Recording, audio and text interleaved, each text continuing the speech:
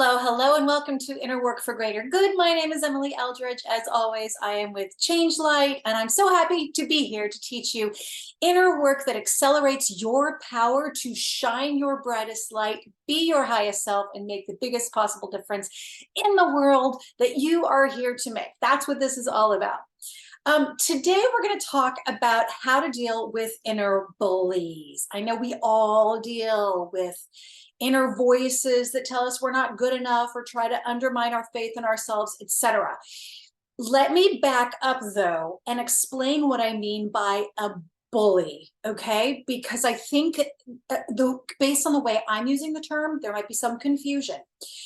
And let me back up even further. And if you aren't familiar with my work, basically what I do is I heal people's inner wounds, defense mechanisms, traumas, all the kinds of things that cause all the parts inside of us that form in response to our, the things that we experience in our lives, chronic stressors, unhealthy situations, traumatic events, etc.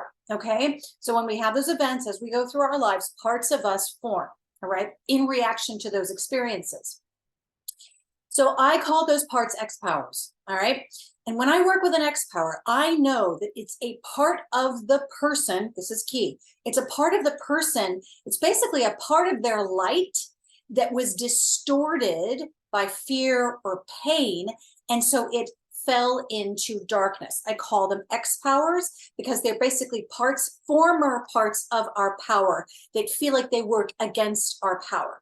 But here's what happens in my work with X powers, with, what we might call the inner critic or wounded child, or these different parts inside of us, is that when I work with them, I discover they always have good intentions for the person.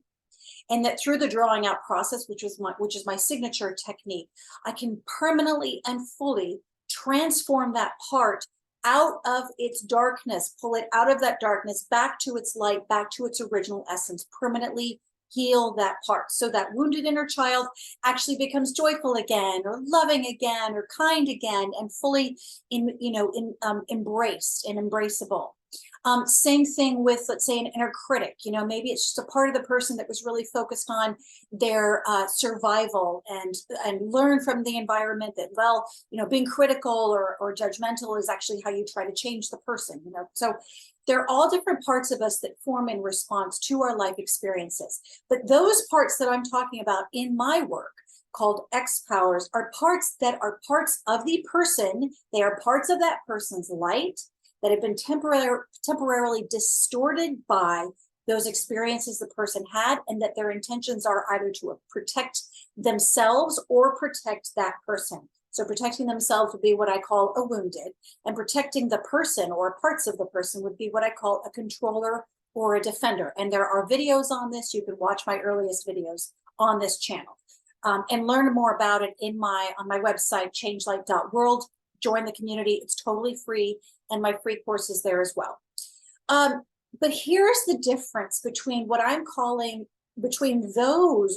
X powers, and an inner bully. Okay, a bully is different. A bully think about the actual bully in real life. A bully is not necessarily someone you can negotiate with. It's not necessarily someone who really does have good intentions for you, but they're just acting that way to try to protect you or themselves. A bully is someone who dominates because of their own psychology or their own psychopathy or their own sociopathy. They're all about trying to dominate, to control, to make themselves feel better, to make you feel make you feel worse so they feel better. Okay. A bully is not someone who necessarily responds to, gosh, that sounds like it was really painful, that experience for you. Doesn't necessarily respond to negotiating, doesn't respond to sort of therapizing or being really compassionate. Now, at some point, that person who's acting as the bully, that may actually appeal to them at some point. But really, in my experience, in my opinion, when it comes to bullies, how do you deal with the bully? You stand up to that bully and you say, no, it's not okay, treat me that way. Or you just completely remove yourself from the situation so the bully no longer has the ability to hurt you. Or You just basically aren't fazed by their behaviors. And so then they realize they're not getting that emotional response from you. They're not getting that sense of power or superiority from you. And so they just don't bother doing it anymore. Okay, that's typically how it works with bullies. I'm being very simplistic here. I know there are probably exceptions. But the difference between, for example, an inner critic. So if I'm working with an inner critic inside of someone, I can usually have a conversation where they'll draw out that part. I have a conversation with it, and I find out that, well, it formed when they were 3 and X, Y, or Z happened, or their parent treated them this way. And so they learned to behave this way. And they thought that by criticizing the person, that it was actually protecting them from criticism, or, by criticizing it would push them to succeed. And therefore that would protect them from feeling insecure or from being criticized or from making mistakes or whatever. Okay. So there is a positive intention within an inner critic that I would work with. But a bully is a completely different thing. And I'm sharing this with you because of basically what I've discovered inside of myself in the last few weeks. I'll just basically back up. So in terms of what's happened in the last few weeks. So the way I typically deal with inner struggles within myself is I typically see them as X powers, and I work with them on that level. I draw them out, I talk with them, I let them vent their feelings. And sometimes lately, actually, I've been calling on my young husband to be that voice for me, to take me through some of the drawing out process. And so far I haven't trained anyone else in it, but he's learned to be, he's gotten really good at asking questions. I think I've talked about that before on this show. So I realized that I was dealing with some stuff inside of me that was really causing me to be self-loathing, hate myself, but especially when it came to my work, because I always have this sense of like, I need to be doing more. I should have accomplished more. I'm getting too old. I'm only 48 years old, but it's like, I've got a lot of years left, I hope, knock on wood. But the point is that I still was dealing with this constant just feeling like blocked, and I just couldn't get past this block. And no matter how much I drew out these parts of me, it was still there. So I was talking with my mother, and she identified, she says, it sounds to me like you've got a bully in there. And I thought, yeah. And then I started to think, well, maybe I need to deal with it like an X power. But then my husband was actually working with me, and we worked on parts, like a part of me that felt traumatized by all of this bullying, all this treatment, and all feeling so blocked over all these years, and self-loathing, and or being really frustrated with myself. But then we went through some layers and discovered there was one that he was like, yeah, I feel better when I hurt you, or hurt Emily. And my husband was talking to this part of me, and it was basically attacking me, but being like, yeah, I feel good when I do it. I don't care. I don't care how she feels. Long story shorter, hearing that voice come out of me made me think, okay, you know what? I think I'm dealing with something else besides an X power. Now, I'm not going to speculate on what that is, okay? Based on whatever your beliefs are, you might have a name for whatever I'm thinking of and talking about. But my point is, I started to be aware of the bullying voice inside of me. That is, I would notice that I'd have a positive thought about my work or an idea. Oh, I really want to move forward.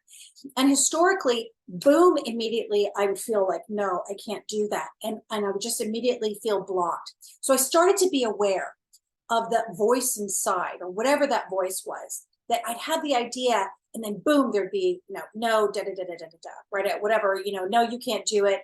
No, you've already tried that before. You're too old. Everybody's already ahead of you on this. You're never going to get there, especially that you're never going to get there. Woo, that was a big one. So I started to notice when it would go boom, and it was so subconscious. And this is what I thought was really interesting. I consider myself really self-aware, but this was so deeply embedded in my psyche and so automatic in its response that I went, oh my God, there it is. Oh my God, there it is. I had not identified it as something not me, if you will, not the voice of me and my truth, but something else. So I started catching it, and I would write down what it said, and I started talking back to it. Instead of treating it as a kind of X power and some part of me that really it's just trying to protect me, because sometimes those voices really are.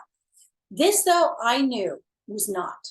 It was deliberately trying to hurt me and undermine my confidence in myself and stop me from doing my work, shining my light, etc. So I started catching it. You know what I started doing? I treated it like a bully. And I cursed at it. Actually, I won't use the full words, but I basically was like, oh, you're a bully.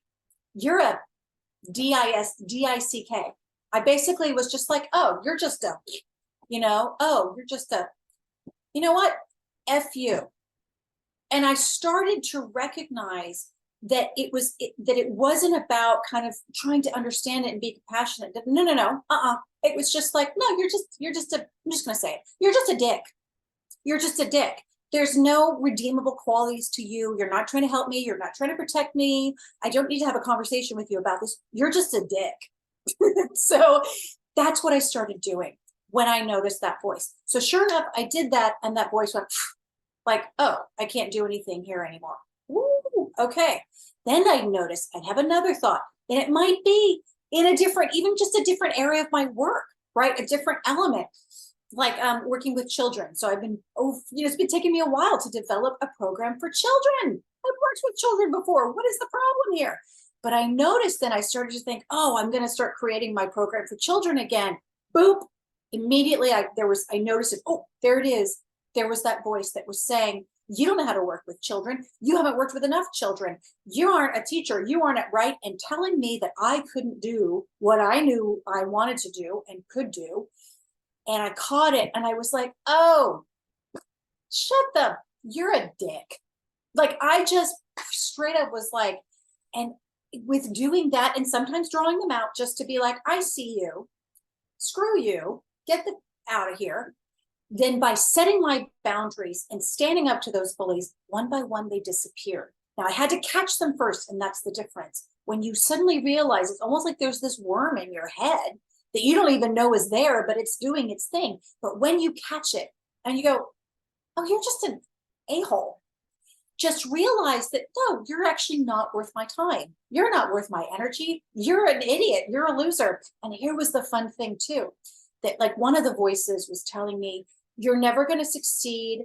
You're doomed to failure. It was all about this stuff. What I was able to do is take those words and turn it back on that. And I wrote down some of the things that he was telling me. And I go, you know what? This isn't true for me. This is true for you. You're doomed to failure. You're never going to succeed in overtaking me. I'm going to succeed at my work and at my purpose and living my truth. You're the one who's the failure. You're just talking to yourself. Whew. And it just went away. So one by one, and this has happened really quickly, boom, boom, boom, boom, boom, went away. Now, caveat to this, sometimes it doesn't just immediately go away, because it's hard. It can be hard sometimes to set that boundary if parts of you do actually believe what that bully is telling you. So, and that's why bullies can tend to survive and thrive and succeed. Because if a part of us actually believes that what it's telling us is true, then it's going to keep its foothold inside of us.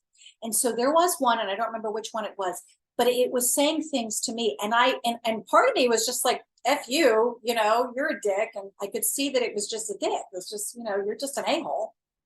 But then there was a part of me that was kind of triggered by it and kind of hooked into it. And I was like, oh, wait a minute. Okay. So there are parts of me that actually believe this.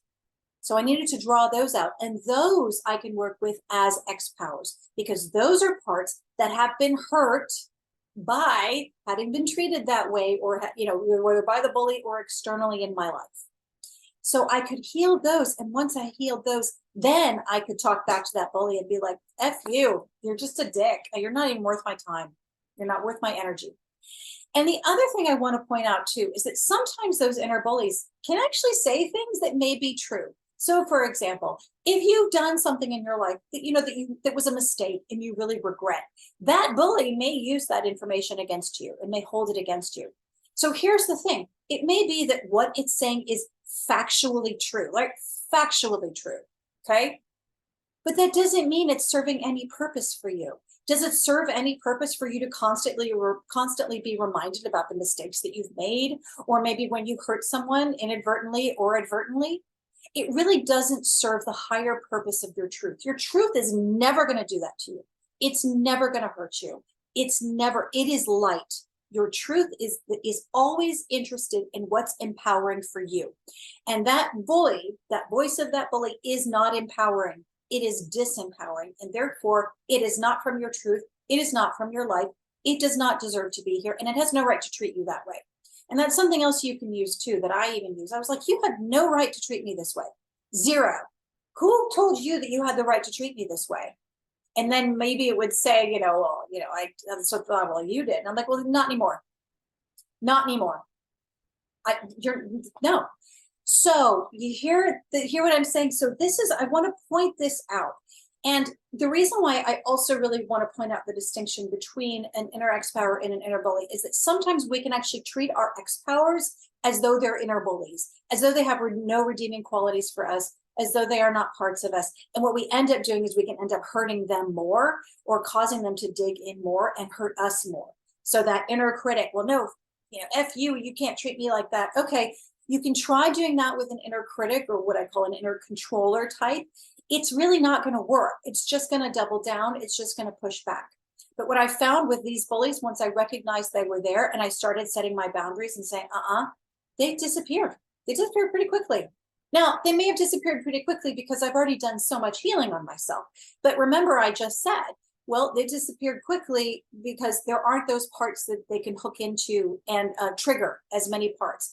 So if you've got inner bullies, and I think we all do, be aware of those parts that are keeping them there. In other words, that actually do agree or that do feel that way or are carrying that trauma from having been bullied.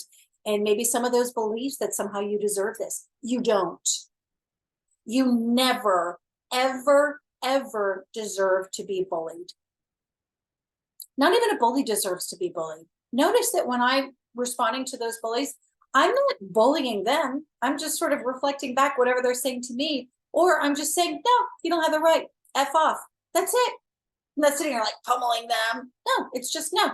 Get away from me. Get out of here. You're done. You're done.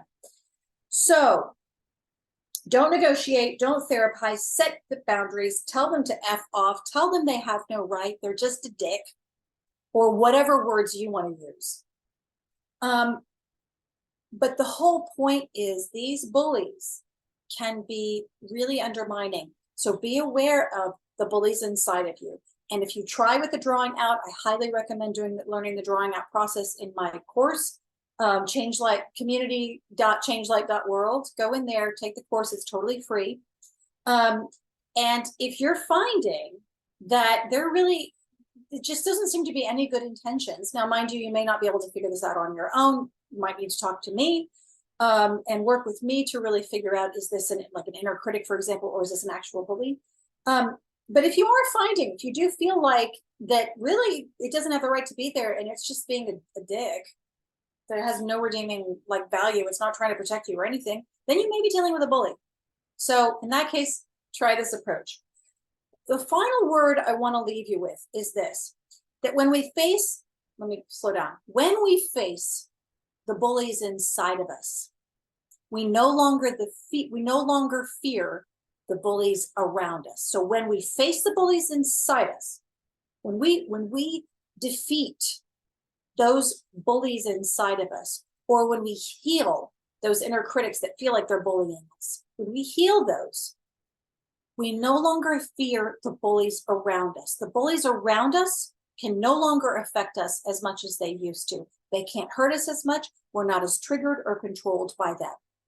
So that's another way that has to do with the inner work for greater goods. When you do this inner work and you heal on the inside, you end up being stronger on the outside, able to overcome those not so great influences in your own life, and to make the choices and take the actions that are most empowering for you and most in alignment with your truth, so that you light up the world, and you make a bigger difference than you ever imagined.